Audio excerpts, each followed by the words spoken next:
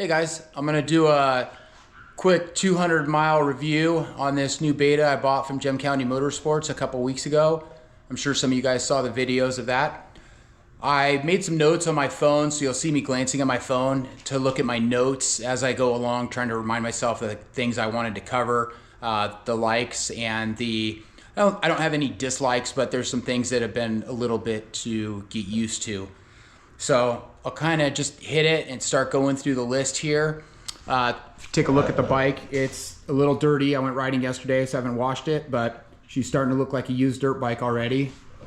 And we've been putting some miles on it, 200 miles in the last, 3 rides? Well, in Idaho, we did 3 days of riding. First, I think that was 170 miles, and then I've ridden it 2 times here in Arizona now for another, I don't know what I'm at mileage-wise, like 220 or something like that. So I broke out over 200 this last ride. I think when we took off from the truck, we were at 201. So anyway, here's kind of my review from there. So I'll start off with handling. I think from a handling point of view, the bike's super light, predictable, easy to ride. I think the only thing that was hard for me to get used to was how light the front end was. I'd get into like single line ruts and I was kind of losing the front end. It wasn't something I was used to. Like I have my 450 desert bike and you get into a rut and it just tracks straight. I never have really had this like feeling of the front end coming out from under me. So that's been a little bit getting used to. Still don't know. That was really happening more in Idaho. There's a lot of like silty ruts almost where we don't really have that here in Arizona. So I haven't experienced that.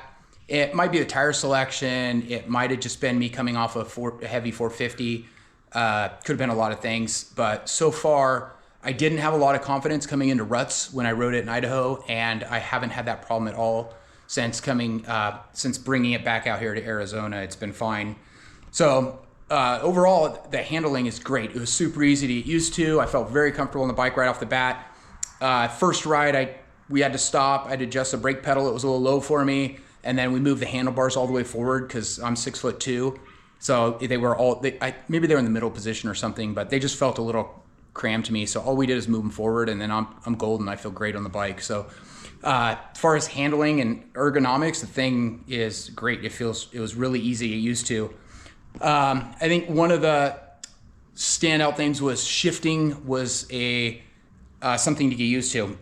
So shifting felt at first really notchy, and I kept hitting neutral a lot, where the Honda, for example, the shifting is really smooth. You don't really ever have false neutrals. Engagement's easy, and I think the beta shifting is a little bit more firm. Like you really feel it engage, and I'd say after the first time I rode it, I was hitting neutral all the time. I couldn't get that between second into first without hitting neutral. I don't know, 4 or 5 hours, a bunch of like super hard single track, and I think I hit neutral 1 time. So I have gotten used to it, and I think the overall, that notchy feeling has already gone away. Again, it could just be me getting used to the bike, but the transmission feels like it's starting to shift a little bit smoother now that we've got some hours on it. Then the next point, engine and performance. Jetting is right on. They jetted it up in Idaho. We rode there the whole time. Brought it back down here to Arizona. I don't think I'd change any of the jetting. You barely bump the start button. The thing starts. It idles perfectly. Doesn't stall. Doesn't load up. Sounds crisp. I think the jetting is right on the money. One caveat is I did go with the oil injection. It is the race edition, but because we go ride like down at Baja, we do some like point-to-point rides where like ride from one place to a lodge or something like that where we're staying. I wanted to have oil injection so I didn't have to pack oil with me, so we can just, wherever we can find gas, I can just keep going. So I don't know how that really plays into the jetting and the fuel mileage, but I can say I did 178, 80 miles on gas, and I still had plenty of oil in the reservoir. So I'm not sure what the length that or the amount of miles you can go with that oil injection is, but it's pretty significant. So for most of the rides we do, we have chase trucks and stuff. So I'll just have them bring oil and I should be fine for most anywhere we're going. Other than that, yeah, the jetting's great. Elevation wise, I came here, I wouldn't change anything. Let's see. I think that was all my notes. Oh, another benefit, performance. One thing I do like is that the thing is super luggable. Like you can, I don't even think I can stall it. I haven't stalled it yet. Like you can just lug the thing everywhere. And you can just lug the thing everywhere and it doesn't ever like act like it wants to stall. Like you don't have flame outs like what I'm used to in a 450. And if you want to wick it up and really ride the thing, it's like having a traditional motocross bike. The thing really rips. It's crisp. You can go out there and probably ride a motocross track all day long on this bike and actually have a lot of fun. So I think that performance-wise, it's a great motor. It is only the 250, so which probably is why it rips a little bit better. I don't know. I haven't ridden a 300, but I really like the motor. I like the power. I like the versatility. I think it's a great combo. And I can say I was a little nervous because I hadn't ridden a two-stroke since 2006 was the last two-stroke I had. It was a Kicks 250. I used it for desert racing, so it was super, it was modified and head milled and all that kind of stuff. So it was more of a race bike. So I was kind of nervous going into getting on another two-stroke, having not ridden any of these. I think the last real two-stroke trail bike I rode was in the 90s. My dad had a KTM EXC 300, and I had a buddy who had a KDX 250. I'd ridden those, and those were a lot of fun. They were cool, but that's all I had to go off of. I hadn't jumped on anybody's bike and ridden one, so kind of went into this blind, and I'm super stoked I did. It's been a really great bike and a lot of fun.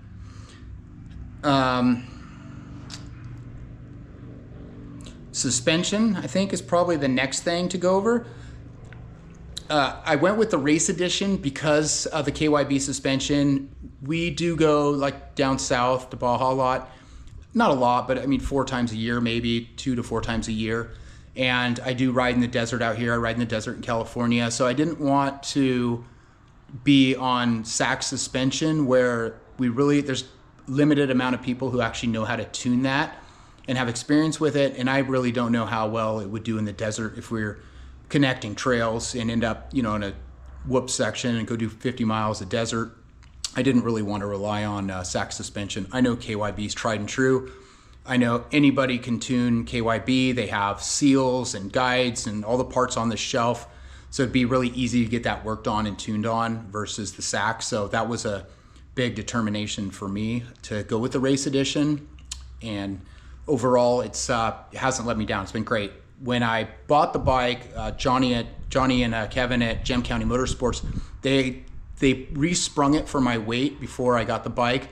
I believe they did some revalving. So it's been, I feel like, it's super plush compared to my race setup on my 450, but it could probably be softer. I don't want to soften it until we do some more like high-speed desert rides where I can actually see how it does handle through the whoops and get a real sense of the suspension, how soft it is. If it's too soft, if you hit a big surprise G out or something like that. But I really don't feel like it is. I feel like it's really good right now. It feels great on the trails. Overall, the thing's awesome. So suspension has been great. The only negative for the suspension right now for me is the back shock does kind of kick. I don't know, like when we do hit like some whoops on the trail, it doesn't stay planted. I don't know if that is a weight issue, like coming off a heavier planted 450, or if it's the valving, maybe compression rebound. I'm gonna play with the clickers at some point. I'll find some whoops and just go mess around if I can, get a suspension guy some feedback that it works better with faster compression or rebound, or see if I can make a determination of why that kind of feels a little, I don't know, kind of kicks and feels a little bit weird on the rear shock. So I'm not completely, it's perfect for trail riding, but when you do get into some whoops, it does feel a little bit weird compared to what I'm used to. So I think there's some room for improvement in the rear shock area, but it's it's a brand new bike and it hasn't been really set up other than sprung as far as I know. So it's pretty good. It's plenty good. I'm just being nitpicky here. I guess the other thing to cover is Gem County Motorsports prepped this bike for me. They put on a skid plate, desert tank, hand guards, radiator fan, resprung the suspension, moose bibs, trail tires, jetting, oil injection kit, seat concept seat.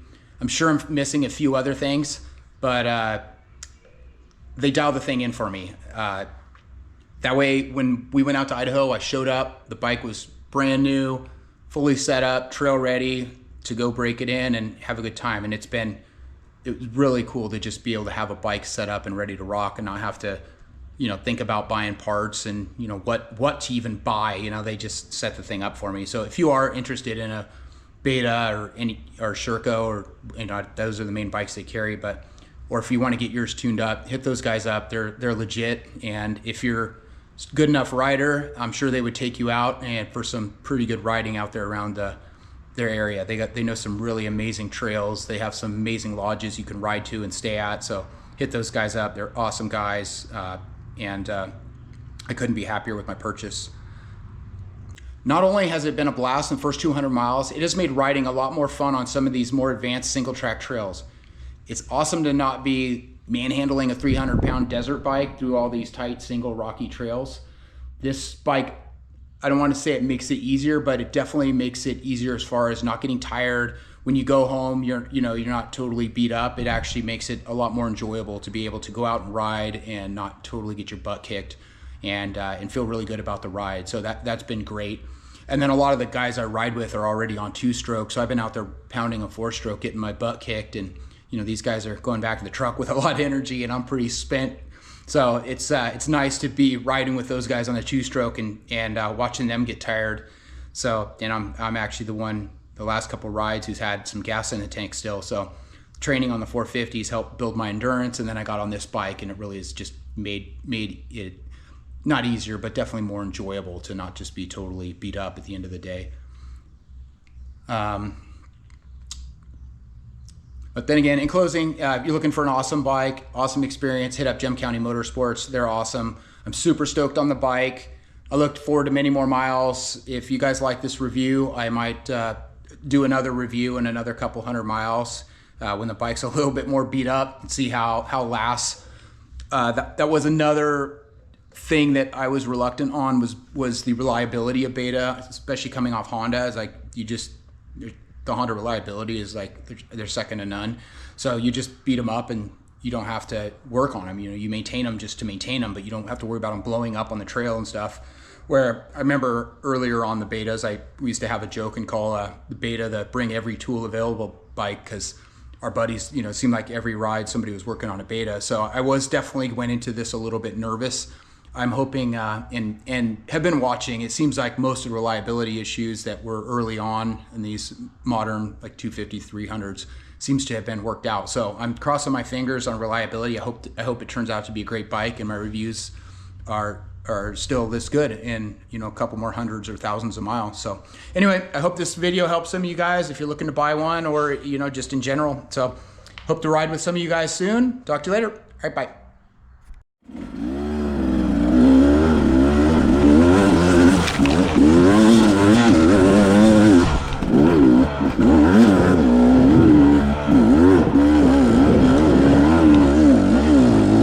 Keep moving, baby, keep moving.